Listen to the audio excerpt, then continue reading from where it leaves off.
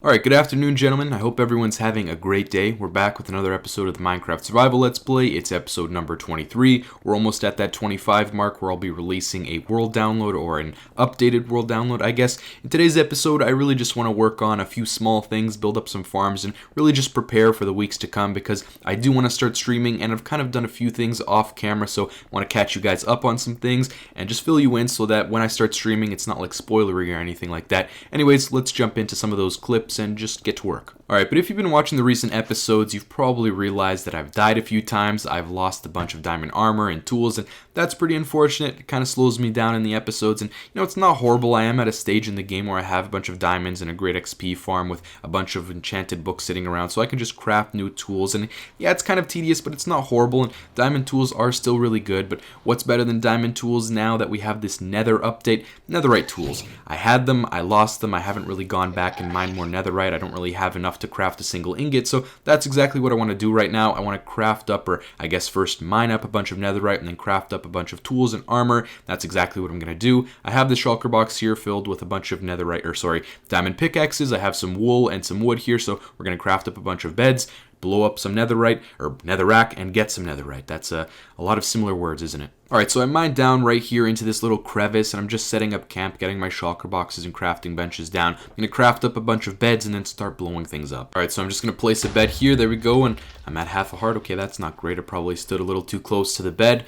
But let's see what we got here. This is what I'm going to be doing, just blowing up these crevices and then building a pathway out and continuing this on, and we'll see how much netherite gets exposed. And you know what, there you go, there's some netherite right there, so I guess this was a little bit easier than I thought it would be. That's actually great. But yeah, this is essentially what I'm going to be doing, just walking down this pathway, placing a bed, standing back a few blocks just so I don't get down to half a heart, and great, fall into fire. This is going to be pretty annoying, pretty tedious. Maybe I'll craft up a fire potion, probably not, I'm a pretty lazy person, so I'm just going to continue on building this out, blowing up some netherrack and exposing some netherite, mining it up, and then I'll be back with you guys shortly, I guess.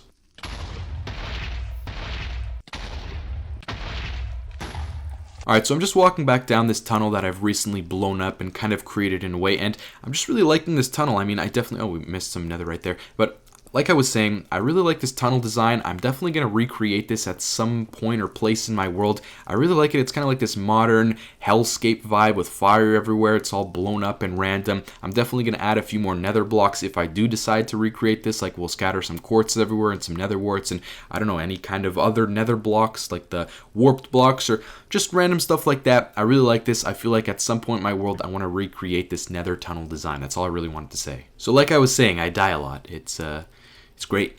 Alright, good. It looks like the bulk of my items have survived, especially this chest plate. I'm so thankful it didn't burn up. Look at this thing. I mean, this was created at a point in Minecraft where you could have more than one protection. I believe it was just like one specific update. So I have fire protection, projectile protection, and regular protection. It's just like this god tier overpowered chest plate, and you can't get this anymore, so it's kind of not original, but it's overpowered, and I'm glad it didn't burn up. That's all I really wanted to mention. Now, looks like none of our pickaxes survived. That shouldn't be too big of a problem because I have a chest full of them over there, or a shulker box full of them. But yeah, I'm just going to continue on looking for netherite, and hopefully I find some more, and then we can finally get out of here. Okay, so I'm not exactly sure how long I was mining for, but what I have here is a stack and one block of ancient debris. We're going to smelt that down, make it into netherite scraps, then combine it with gold and see how much netherite ingots we actually have. I believe this is going to be way more than enough for the crafting of all of my tools and armor, but we'll see. It's obviously always good to have extra. I'm very happy with these results. I'm just going to smelt them down, and then I can craft them up into ingots. Alright, so here we are. Some of the netherite has been smelted down. We have a bunch of gold here. We're going to craft up some netherite ingots.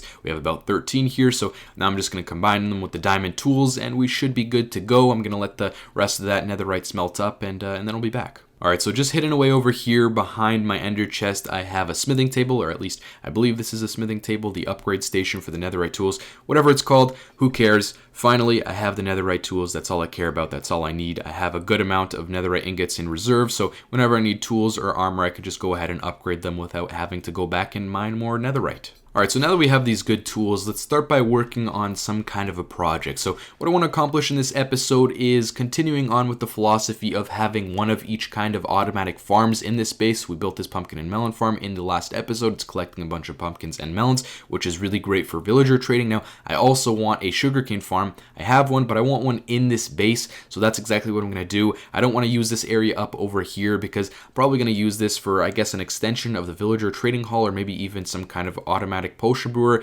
Anyways, I want to go over to, I guess, this hallway area right here, maybe beside the pumpkin and melon farms, and build some kind of a sugarcane farm. So I'm going to see, I'll probably design one up myself and then we'll build it. So I'm going to get to that, maybe dig out an area, and then I'll be back. Alright, so as you can see, I've dug out this hole here and I've started to place down some infrastructure. I got these basalt pillar blocks everywhere. I haven't really used these at any other point in my base, so they might look a little bit off-putting. I'm not exactly 100% certain on them yet, but it's kind of like this hallway design here. It's supposed to look clean and like transitional, I guess. It's basically just a big hallway, and then there's going to be sugarcane farms off to the sides. I'm going to go design those sugarcane farms. Now I'm just going to jump into a creative test world and see what I can come up with. It's not going to be the most efficient sugarcane farm ever, but it'll do for me. Alright, so this is kind of what the sugarcane farm is looking like so far. Very simple, not really crazy or anything like that when it comes to redstone. We basically just have a bunch of pistons being tripped by this observer. Whenever the sugarcane gets to 3 high, the observer gets powered, which powers all the pistons, which push out the sugarcane, which pushes it down into this water column and drags it down this kind of funnel here where we have glass panes to block it from getting separated to one side or the other. It just falls down this column and then it'll go somewhere else. I don't know, I'm going to have some kind of pipe or tube system that collects all of it from all of the different sugarcane farms and then flows onwards to some kind of a collection area over here. So that's it for now. I'm going to continue building this farm. Alright, so stepping away from the sugarcane farm for a second, I was just thinking about how I die often, and obviously that's kind of the whole topic of the beginning of this episode, me dying a lot, and whenever I die, I have to make it back to my base, especially if I need some kind of tools or something like that. So I wanted to make a survival-friendly way to get down to my base without needing an elytra or feather falling boots. So I added this button here with the secret door right here, and I'm kind of stuck on a ladder right now. But yeah, you drop down this ladder, and then there's a slime block waiting for you, so it's basically 100% safe. I can kind of get rid of those ladders because I guess if there's a slime block down here, I don't really need those ladders. So I'm going to do that. But yeah, it's just a safe way for me to get down to my base without dying when I don't have feather falling boots or elytra because I just died and I obviously don't have them on me. So yeah, I just want to show that off quickly. All right, so a big progress update on the sugarcane farm. I basically have it working. As you can see, there's sugarcane farms from the bottom floor to the top, and then we have this funnel that kind of just collects all of the sugarcane. It flows down all of these different water paths and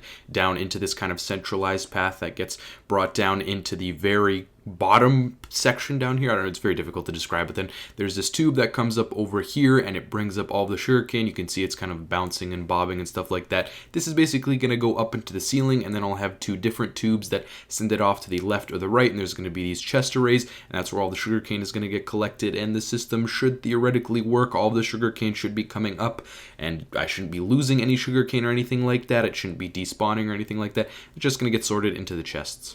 And this is the final product, so it's basically all done. I just need to remove this beacon. I'll do that in a second though.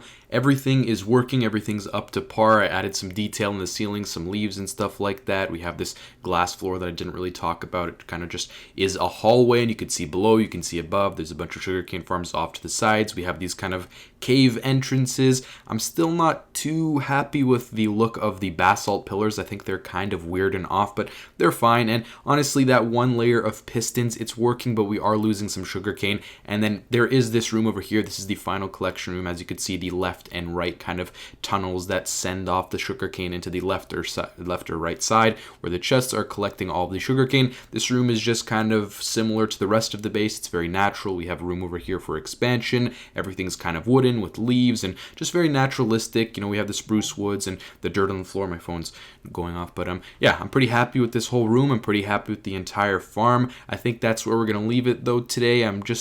I guess it's just done, so we're just going to go move on to something else. I'm happy with it. I'm just going to remove this beacon quickly. Alright, so as I said, I just removed this beacon quickly. I got all of my gold back and replaced the glass, and now we can move on to another project.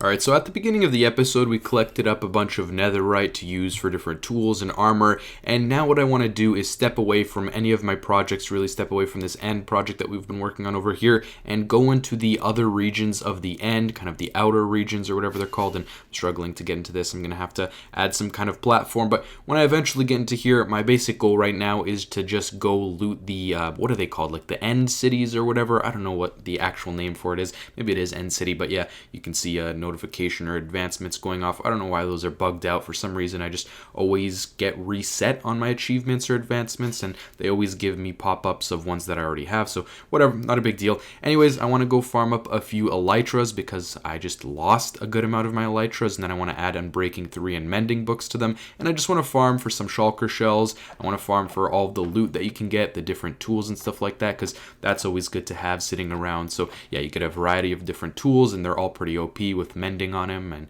yeah, just a bunch of good stuff that you can get from the end cities. I have an elytra, so I should be able to do this fairly quickly, but I'm going to spend like an hour or two farming up all of this stuff, and then I'll be back.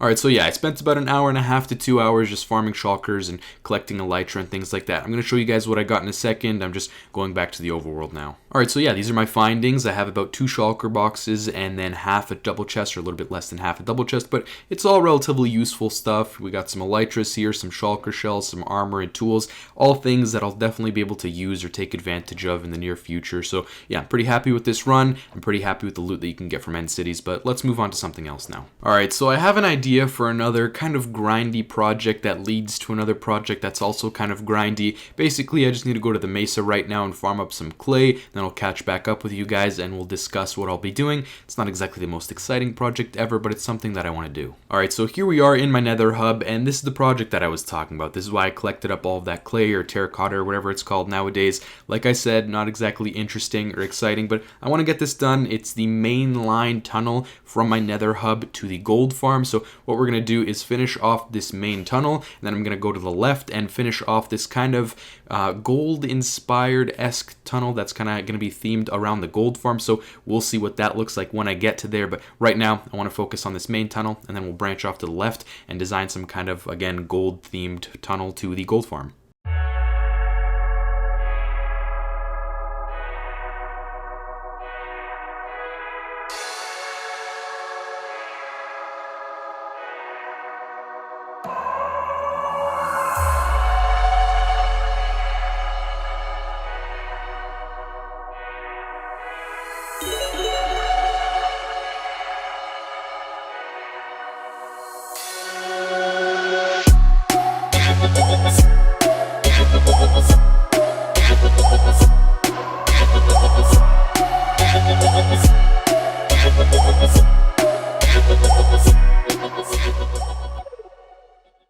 Alright, so the time lapse is complete. I've basically finished the entire tunnel. All that's really missing is this one strip at the top of quartz. It's this smooth quartz, so it's kind of expensive, and I don't really have enough quartz right now, so I'll have to do that at some other time. And we also have that strip right there of the like red warped wood or whatever it's called. I'm not exactly sure. And yeah, it's done. It's looking pretty plain and boring, but it's nicer than an average nether tunnel. I'm happy with it. It's looking okay. Now what I want to do is, as I said, turn over here to the left, or I guess in front of us right now, and work on the gold inspired tunnel. So I'm probably going to go pop into a creative test world, design something, and then come back here and put it down. And I'm not exactly sure how we're going to do this, what blocks we're going to use, but yeah, I'm going to try my best, and then I'll be right back. Alright, so just a quick update here. I filled in this row of warped wood, and then I added this transition room right here. So basically this functions as an intersection. I've used this before. You can go straight or left or right. In this situation, we're going left towards the gold farm. Still have to design this hallway right here, having a bit of trouble with it. I also have this glass ceiling right here, so you can get this